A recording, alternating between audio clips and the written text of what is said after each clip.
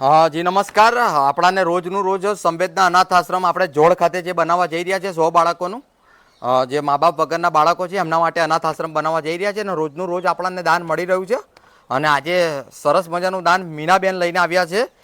એ દાન છે સુલીબેન પ્રવીણભાઈ પટેલ તરફથી આપણાને યુએસએથી આપણને દાન મળેલું છે. તો સુલીબેન પ્રવીણભાઈ પટેલ અને એમના પરિવારનો અમે આભાર માનીએ છીએ. આવો ને આવો સાથ સહકાર આગળ પણ આપતા રહેજો. અને ફરીવાર તમારો દિલથી આભાર છે. અને બીજું એ કે આપણે ટૂંક સમયની અંદર ખાતમુહૂર્ત પણ કરવા જઈ રહ્યા છે ને ટૂંક સમયની અંદર બાળકોને આપણે જે વ્યવસ્થાના ભાગરૂપે આપણે શેડનું કામકાજ કરાવી દીધું છે, પૂરું થઈ ગયું છે. તો આપણે એમાં પણ બાળકોને રાખવા માટે જઈ રહ્યા છે. તો તમારી આસપાસ આવા બાળકો હોય માતા પિતા વગરના, તો આ વિડીયોને વધુમાં વધુ લોકો સુધી પહોંચાડજો, શેર કરજો અને આ નંબર લોકોને આપજો. તો જેથી કરીને અહીં આગળ બાળકને આપણે રાખીશું, એમને ભણાવીશું અને આપણી જોડે રહેશે. એમને વ્યવસ્થાના ભાગરૂપે શેડની નીચે આપણે રાખીશું.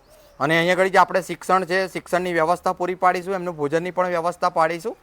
તો બસ આવો ને આવો સાથ સહકાર આપતા રહેજો. ફરીવાર સોલીબેનનો અને એમના પરિવારનો અમે આભાર માનીએ છીએ યુએસએથી. તો તમે પણ દાન આપવા માટે અમારો સંપર્ક કરજો અને સ્કેનર મૂક્યું છે તો એ સ્કેન કરીને પણ દાન આપી શકો છો. તો આવો ને આવો સાથ સહકાર આપતા રહેજો. મીનાબેન, તમે કંઈક કહેવા માંગો છો? અહીંયા આગળ આવ્યા છો તો બસ તમારું કામ જોઈને અમે બહુ ખુશ થયા છે અને અમે આવી રીતે તમને સહકાર આપતા રહીશું.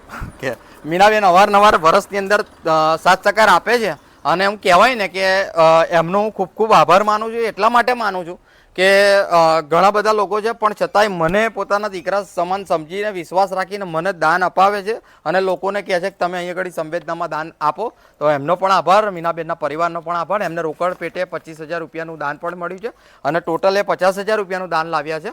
તો એમનો હૃદયપૂર્વક અમે આભાર માનીએ છીએ. આવો ને આવો સાથ સહકાર આપતા રહેજો. ભારત માતા કી જય, હર હર મહાદેવ, જય શ્રી કૃષ્ણ, જય માતાજી, જય સ્વામિનારાયણ. Thank you.